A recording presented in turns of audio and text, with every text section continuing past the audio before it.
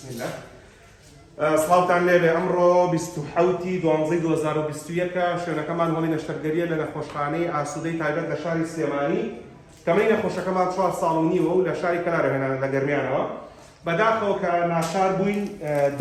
دانەکانی هەڵبکێشین کە خۆشی لەو پێشدانی کردی بۆ پێشاندنەوە 11 بەڵامەکەی بندانەکان زۆربەی لەو پێش بۆ ئیلتیهاباتکردنەوە وەزعی خراپ بۆ ئێستا هەتا هەندێکیان ئیلتیهابی هێشتا پێوە ماوە بۆی کە منداڵەکە ڕزگار بکەین لە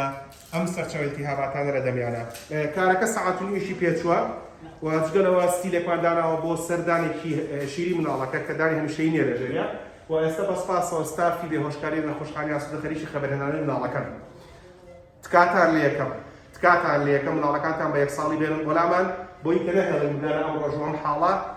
و هەر کەسێک پێتان بڵێ مانەوەی دانێک لە دەمی منداڵەکەتە کە سەرچاوی ئیلتیهاباتە تاوانێکی گەورەی کردو بەرامبەرەوە منداڵە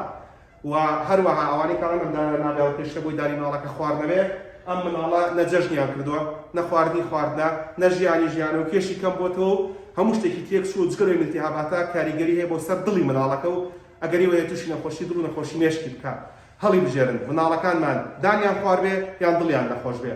بۆی کە هیچیان ڕوونەدا لە تەمەنی 1 ساڵیەوە سەردانمان بکەن ڕێز و حرمەتی دکتۆر ساڵح جاف پزیشکی دان گەورە و مناڵ لە شاری سلێمانی.